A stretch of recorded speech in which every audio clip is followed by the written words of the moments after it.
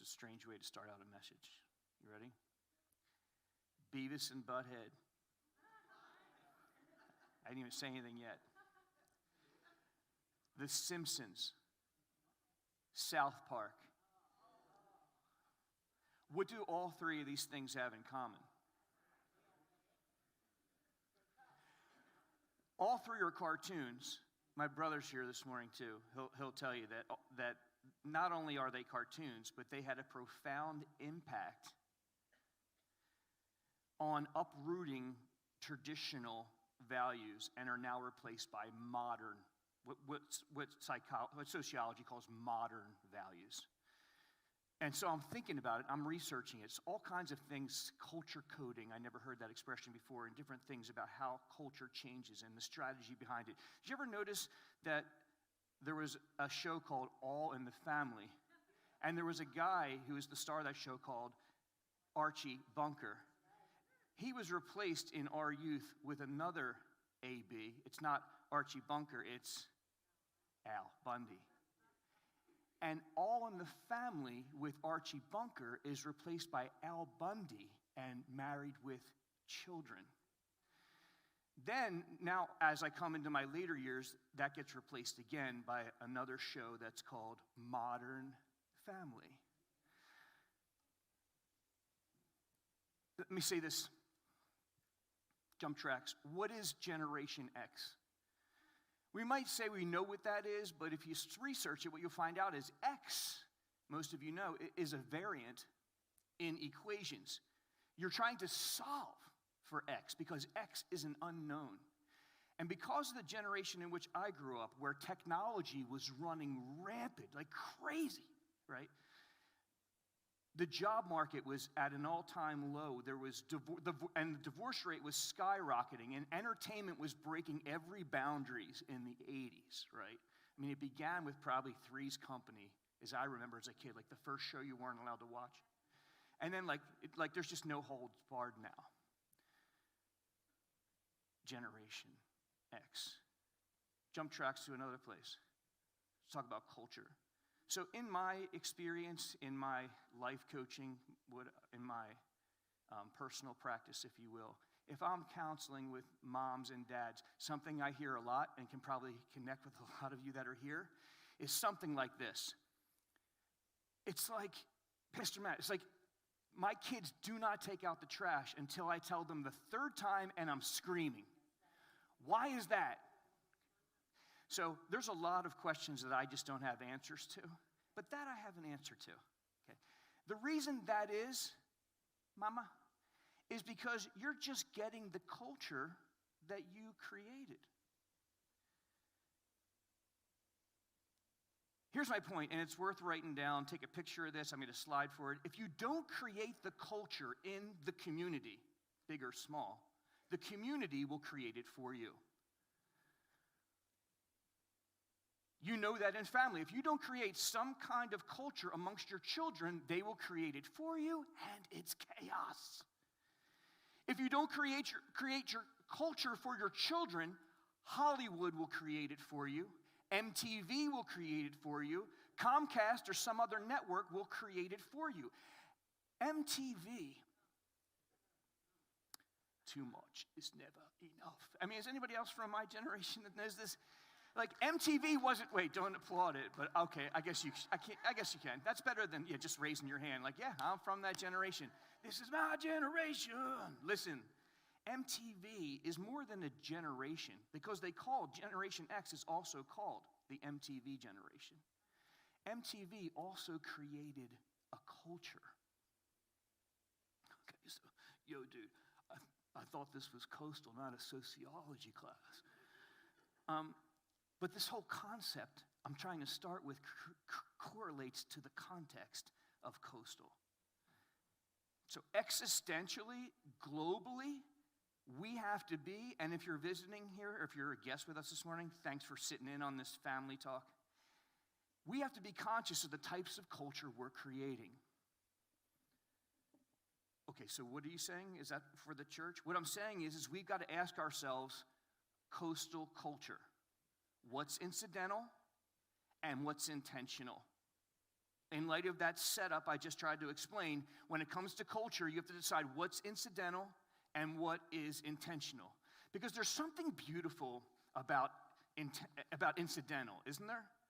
There's something beautiful about being Christ-centered and watching Holy Spirit move in relationships, move in understanding spiritual truth, going deeper in spiritual depth, personal development. They just kind of incidentally happen. Incidental, beautiful, but not when you have multiple people with different church visions. Believe me, I know. In the church, you don't have a community then. You know what you have? Division. I split the syllables important. Die means two. Vision, okay? You have multiple visions. When you have multiple visions, division happens. You don't have community. What you have is anarchy. You don't have a community. You might have a crowd. It's not too hard for a charismatic, engaging preacher to build a crowd. If the budget's big enough and you've got really good promos and a fog machine, you can create a crowd. What separates a crowd from a community? We just talked about this the last time I was with you guys. Like ideals and like values that are shared between others in the community. Okay, so what was incidental in our culture for the first 20 years? I'll tell you, and you already know. Bike racks. Is there a bike rack here? T-shirts, shorts, sandals. We didn't work on that. That just happens because that's who we were. In the first decade, there was literally sand in our carpets. And if you weren't into that, this wasn't your church. Because that wasn't going to change. Recounting this message, I remember when Pastor Scott Poling, pastor just outside of Chicago, large church, he was visiting with us, and he came up and he declared, "My Savior is a homeless man." And when he said it, he actually walked up onto the platform intentionally dressed down with some kind of raggy flannel on, which is totally out of character for him because he's pretty put together. And what he was trying to say was, in this culture, it doesn't matter what you wear. Doesn't matter what you wear. Right? I know, Troy, you were like, call on me and I'll sing it. Yeah. I was about to. So Coastal, I didn't tell you other things. Coastal then adopted another little battle cry along the way. Coastal Christian, casual about dress, serious about God. I missed telling you a few other ones that came as I was thinking through last week, and I was talking to you about the vision and how it grew over the years. Okay, so what needs to be intentional about our culture? I'll tell you right now because this is so important to grab hold of. What needs to be intentional about our culture is that we're about loving who we're reaching and discipling who we're keeping. Loving who we're reaching and discipling who we're keeping. Fascinating. I was studying, I really enjoyed being in the Word this past week. I saw something in my notes that's intriguing. Did you ever notice this when Jesus called the 12 disciples? In particular, you look at in Matthew and Mark. In one gospel, it says that Peter and Andrew were casting their nets. And you know the history. Jesus says, "Come follow me, and I'll make you fishers of men." He also called James and John, who were two other brothers, the sons of Zebedee. And it says, and when he called them while they were mending their nets. So what's involved here? Well, it's important to cast the net. But if you're a fisherman and all you do is cast the net and don't mend the net, you won't be fishing for very long. Why? Because both need to be there. But the reaching and the keeping. Because if you don't mend the nets, you're going to lose the fish. Are you making sense with my metaphor? Because, and here's why I'm saying that, Coastal now we're a different type of church. We're not in a resort town anymore. We're not going to incidentally get people going to the beach who live in Boston, or people on vacation from Vermont just happen to be on the way to the airport, stop in. It's like, that's not going to happen. I thank God for the days that it did, and the way that he used Coastal in the way that he did. But now we need to intentionally, and if this is something to get, this is it today, we need to recreate the culture. All right, thanks. Some of you didn't clap. Because you're probably thinking, well, no, that's okay. I'm just going to just draw on that and say this. Because some of you are thinking, well, Pastor, what's that look like? Well, God, in his sovereignty, has Coastal now being led by two pastors in a very good relationship. It's a very special relationship, almost like a father and son relationship. There's like rumor out there. People are like, it's almost like they're blood related. And what's intriguing about it is this. You have a lead pastor who's older. No, I am. And he's a teaching pastor, and he's passionate. If you've known me for 2 decades, he's a teaching pastor that's passionate about evangelism. The assistant pastor at heart is an evangelist, and he's passionate about teaching. All right. So why is that so special? Because it creates a cultural emphasis on the reaching and the keeping. So I'm saying, like, can you see the potential in that? And the reason I'm bringing it up is, and this is so important to get today, is that the healthiest churches integrate both. They integrate both. Reaching, that's found in our vision, calling communities to connect to Christ. And then not only reaching, but keeping, and that's found in our mission, to educate, equip, empower, and expand. And we'll spend some time later on in the year talking about the mission along with the vision. But this is so important for us to grab hold of, because if you're coming and you're calling Coastal your community, and you're here and you're a part of the culture, you have to understand why there's an emphasis on reaching and keeping, because it's healthy. Some churches are all about outreach. And some pastors who have been friends for years, they're that way. One said to me, I don't care if one more Christian comes to my church or not. What? I don't care if one more Christian comes to my church. I don't need another Christian. I'm here to reach the lost. Reach the lost. Reach the lost?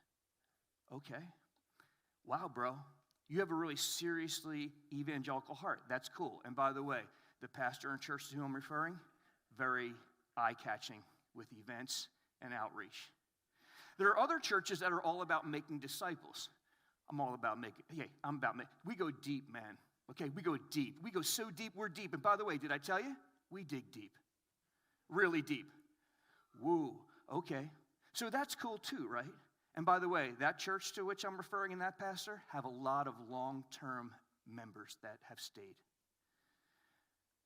What I'm saying, and I've said this for years, how about both? How about both?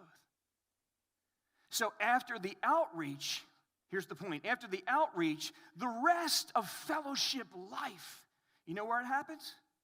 Right here. Right here. So what I'm saying is, and forgive me for putting in the negative, I wish I could spin it into the positive, but this is the truth. We will not fulfill the vision of Coastal Christian with 1 hour a week. That's not going to happen. There's a certain amount of ministry that comes forth from up these 3 steps, and I love it. But the rest of ministry that happens after this sacred hour, the other 168 hours out of this hour, which reminds me, Laura has this t-shirt, which I kind of stole from the drawer. That's kind of been mine since. It's a fraction. It says 1 over 168. And it's kind of like, you know how you have a mission statement and a vision statement? Sometimes you can have a vision statement that's just one symbol, and it captures so much. And what we were saying years ago is that in children's ministry, we want, this is our vision for children's ministry, that 1 hour out of the 168 hours of the week, that 1 hour is so transformative in a kid's life that he'll continue to pursue Jesus in those other 168 hours somewhere else, right? Now imagine going into children's ministry with that kind of vision in your heart, owning it, grabbing it, taking hold of it, embracing it. And look, so we have 1 hour a week. We kind of meet here, maybe another at the midweek on Wednesday. But creating and sustaining a healthy church all happens in this first row to the last. That's where that happens. It all happens among us in this coastal community of which we are all responsible. Yeah, that's my favorite word. Responsible. Now, with the last of these 3 messages on vision, I'm going to attempt to give you some points to activate the vision, to actuate it. So I have 3 points. Are you ready? Are you ready? Activate the vision. Here you go. Number 1, the first point to make is this. You've got to see the value. You've got to see the value. You've got to see the value of what's being said, like from this place, like in these 3 messages. Like I prayed, I prepared, I got sick. I'm like throwing my best pastoral pitches over the plate with these messages because I want you to see the value. The value of going, remember this a couple weeks ago? Going from passive to active. The value of building relationships. The value of embracing ministry. The value of accepting challenges. The value of creating culture. The value of calling these communities. Because if we don't see the value together, then why would we ever give the invitation? Have you ever been to a concert and it was just so good, you're just like, man, I wish I would have invited so-and-so. I wish I would have brought these. I wish I got a van to come with me. It was just that good, right? You were so filled from whatever that concert was, you just wanted the people around you to also experience this too. I'm saying if you see the value, if you don't see the value, then why would you give an invitation? Why would you try to fill the van? Who would you call? And then why would anyone else come? Why would you still come? Ultimately, supremely, why would anyone embrace Christ? And if no one's embracing Christ, then there's no culture left to create. There's no community left to call. See the value. See the value. I always remember, has anyone ever said something to you that was so impacting, it changed the way you were living? Like someone said one thing, and it just changed the way you started living. Last week, that time we were together, I had to fast track this incredibly redemptive history of what's happening here. And I really shouldn't, because this history is still an ongoing redemptive story that now includes you. Let that sink in. It now includes you. So in the old bank building, if you guys were with us then, I saw a few people here I know that were with us through all of that. Do you remember the other week I was telling you about how the church was growing through Leviticus? It was growing through Numbers. It was growing through Deuteronomy. We were in this old bank building on the corner of 8th and Asbury. We went in there from a restaurant with 95 people, and in a few years we were leaving to move over to 8th and West across the street, peaking at 650 people. Yeah, in 4 or 5 years, we were moving out. There was a guy who helped the young kids cross the street, Joe. If you remember years ago, if you wanted to go to children's ministry back then, 2007, 8, 9, you had to walk across the middle of 8th Street. The children's ministry was actually called Jaywalkers, and the reason we called it Jaywalkers is because it was about walking like Jesus. But it had this other double meaning, which we all knew, was the fact that you had to actually jaywalk to get your kids to hear about God. So one of the dads, Joe, would help the little kids across the street. And I remember my office was over there in that jaywalker area. So I'm trying to cross and come back. I'm kind of rushing. It's Sunday morning. It's before the service. Summer Sunday morning, rushing out of my office. I'm stopped in the street by Joe. He's holding back the jaywalkers, and he's holding me back. And I got my Bible. I'm like, dude, I'm an adult. Like, I can't know when to cross. But I paused for a minute. I took a deep breath, and I said, you know what, Joe? Bro, every time you help kids cross the street, you know what you're doing? You're putting a parent at peace. Because they can sit down in that sanctuary and know Joe's out there making sure that my kids are okay, getting across the street to learn about Jesus. And I just wanted to say thanks for what you do, Joe, bro. So next week, Joe, bro, he shows up.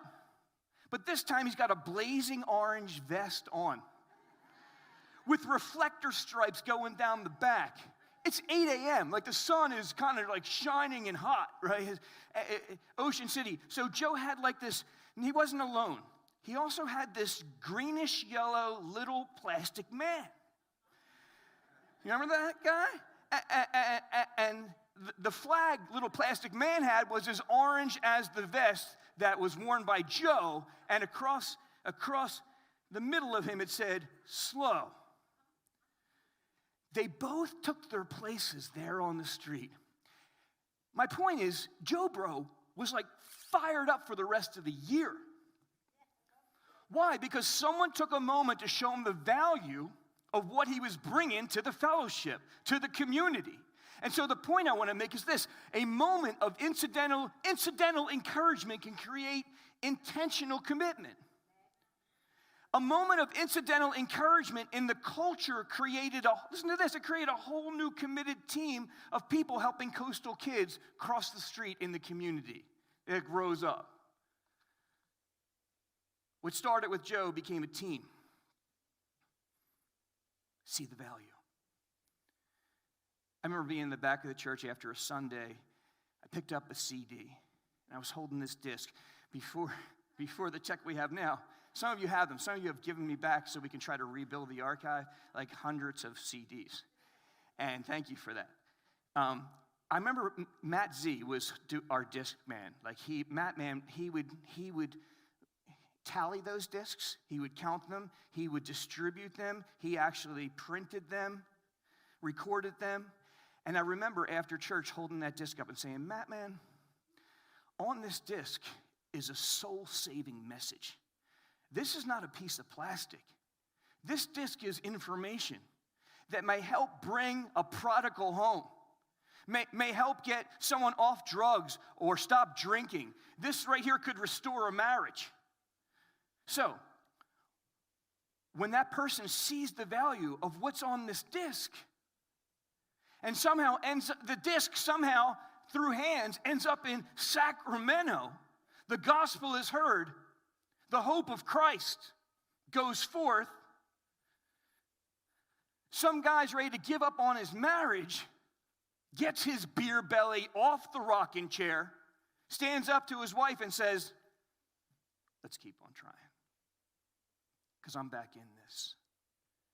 And she writes a letter back to us, which happened, and I'm reading this postmarked from Sacramento.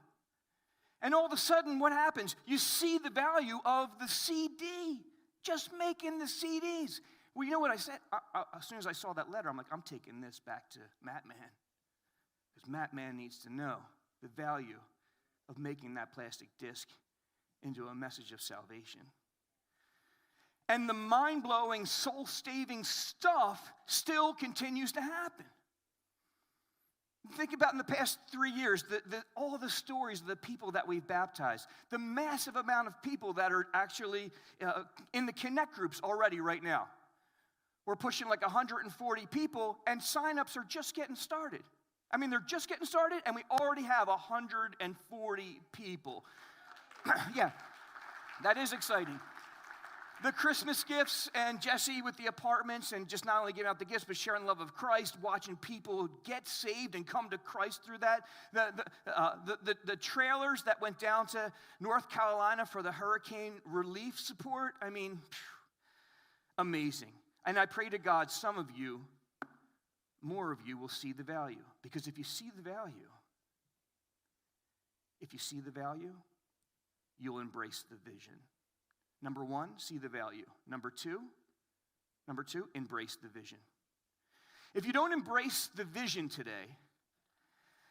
you're never going to taste the full flavor of the fellowship. I mean, listen, if I'm talking to you, if you're online, I'm really talking to you. It's like you're showing up, but you're not sowing in, right? Like a farmer. It's one thing for him to go walk out and stand in the field. But nothing really happens unless he starts sowing the seed. And let me tell you something, when that farmer then collects the harvest and he brings it into his home and he invites over some guests, who do you think tastes that food the most? Who really senses the full flavor of that corn? Remember that? Bugs Bunny or something?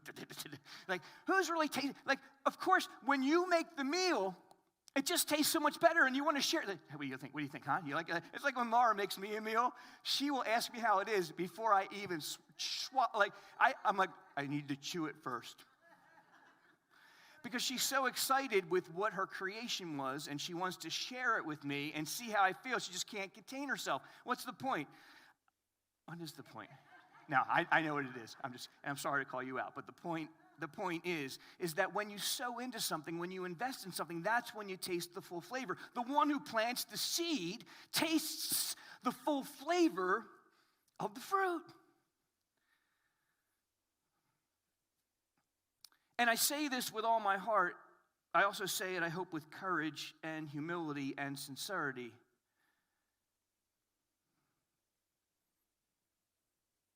You got to sow in. Some of us are going through hard times. And all we can do, the best we can do, is just show up. Yeah, that's worth applauding. For those who are hurting, and it's like, I'm not here, this isn't a guilt trip. I'm just saying there's a challenge here, because I get that. If that's you, thank you. Thank you for just getting up on Sunday morning and pushing go on the message. Like, I don't know where you are in life. Thank you for just showing up, because I know for some of us, that was almost impossible. And you've taken that step. That being said, be that as it may, for the rest of us, you've got to go to a church where you hear the vision of that fellowship and you say, now with that, I'm in. Man, I could hear that vision all day long and say amen to it all day long. What, calling communities to connect to Christ? That's what I want to be about. So please hear my heart. You can shop the vision at a dozen different churches. In fact, I hope you do. I hope you already have, because it would be a disservice to keep you here or persuade you to stay here or expect you to stay here if there's no chance you're going to see the value in the vision. And if you're not embracing, you have to go to a place where you can be. You know why? Here's the ultimate reason why. Not because of Coastal. It's because Christ deserves that. Christ deserves that. Christ deserves what? Christ deserves for you to be all in with whatever he's pressing into your heart. And if God's not pressing this into your heart to call communities to be connecting to Christ, then I'm okay if you go somewhere else where you will be, because you should be seeing the value and embracing the vision of the place that you call your church home. And if you're a leader, just for a moment, I want to speak to leaders here today. If you're a leader, you can't accept the vision. You've got to embrace the vision. Therein lies the highest challenge amongst us today. It's for the leaders. I'm talking about if you're here and you're an influencer, like you make decisions, you have certain actions, attitudes, beliefs, behaviors that are affecting other people around you. You're an influencer, you're a leader. And I'm saying it's among the leaders. If the vision isn't seen with its value and embraced by the leaders, the vision dies. If the leaders just accept it, yeah, what? Yeah, no, that's cool. What do you want to do? 4 C's, connect what? Yeah, I'm good. You can't be good, right? You've got to live it. You've got to breathe it. You've got to own it. You've got to embrace it. You've got to take your place within it. Every leader, staff team member, they must be the greatest vision carrier. Because you've got to take that vision, and if you haven't seen the value and embraced it, then how are you going to run with it and then pour it into someone else? Right? You can't give the measles to someone if you don't have the measles, right? We've heard this before. You've got to be embracing the vision and carrying the vision in order to pour that vision into someone else. Leaders need to carry it on their backs like a blessed burden. Oh, what?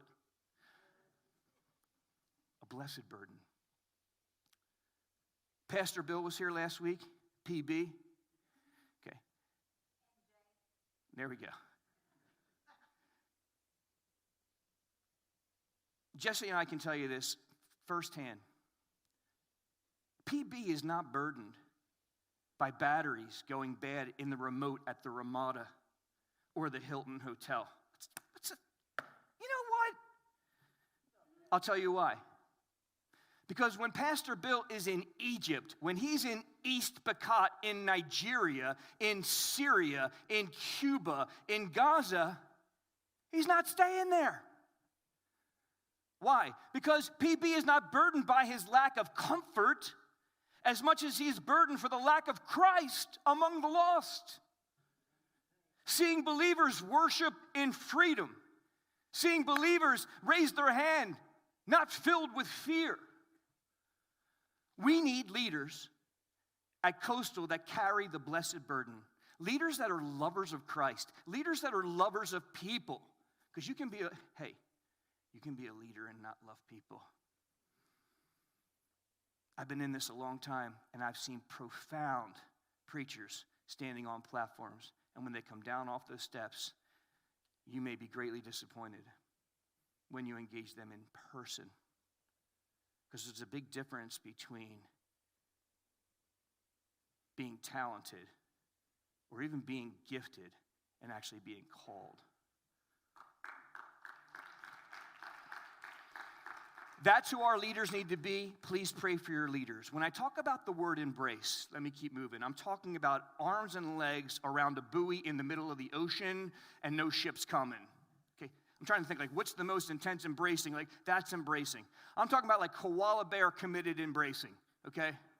It's hard for you right now to picture a koala bear without seeing one embracing a tree. And almost always, if I gave you a few more minutes with your eyes, because what else do you see? You'd be like, I see another koala bear embracing that koala bear who's embracing the tree. You know what I mean? That's just the picture. That's the first one that pops up. If you do an image search on koala bears, that's the first one you get. It's hard to actually find how many pictures you'll find of koala bears that aren't hanging from a branch. They're just clinging. They're embracing the tree. It's like my little daughter, she's not little anymore. Kelly, my middle, when she was a little girl, she learned this from Jesse, but she actually was the one who perfected it. She would run at me with reckless abandon, straight towards my kneecaps. When she was as high as my kneecap, I'm like, oh my gosh, and just throw herself because she knew that I would swoop her up at the last second and then kind of hang her on my hip. And she would wrap her arms around my neck, and she'd kind of do a scissor thing to my chest, abs area, and she would just cling and walk forward to where we were going. I have photographs of this tight hug that she would do. And to me, that's what I'm talking about, that kind of embracing. That kind of, I'm talking about that koala bear commitment. It's all about the vision. We're always clinging to it. We're always falling back on it. Really? All about the vision? I'm all about the Bible, okay? You fall back on it. I fall back on the Word, brother. Okay, good. Me too. Love that book. Love that book. I am really into that book. The greater measure of the span of my life has been focused on and dedicated to learning and teaching the Bible. But you've got to understand this before you go today. The truth that every church needs to fall back on, the Bible, is true. Every good church is committed to the Bible. If it's a decent church, if it's a good church, every church is committed to the Great Commission and the Great Commandment. Right? Every good church is committed to preaching the gospel, making disciples, loving God, loving people. Like those are the essentials. Yes, so then why don't all the churches just join up and we could just all be one big church? What makes our church different than any other church? Thank you. Well, thank you. Hopefully your leader is championing the vision. Relentless pursuit. Nothing's going to stop me. I won't be dissuaded. Let me get away from me. How can we live out the Great Commission? How can we live out the Great Commandment? That's what separates one church from another, right? What separates a church from another? A God-given vision and a clearly defined mission. And for us at Coastal, the culture is one that values community. It's a culture that values connection. It's a culture that values loving people the way God loves them. It values building relationships. It values embracing the ministry. It values accepting challenges in front of me. It involves creating the culture. It involves calling the communities. And lastly, finally, first you see the value. Second, you embrace the vision. And then now, you take your place. That's what I entitled this message today. Places, everyone, places. You don't have to applaud. I'm saying that like some of us somewhere at some time have seen that scene in a movie where some director says, places, everyone, take your places. Right? And then everyone who's gifted in some specific area with which they've practiced and are trained and equipped and just like ready to go with a passion. Action. See the value, embrace the vision, take your place.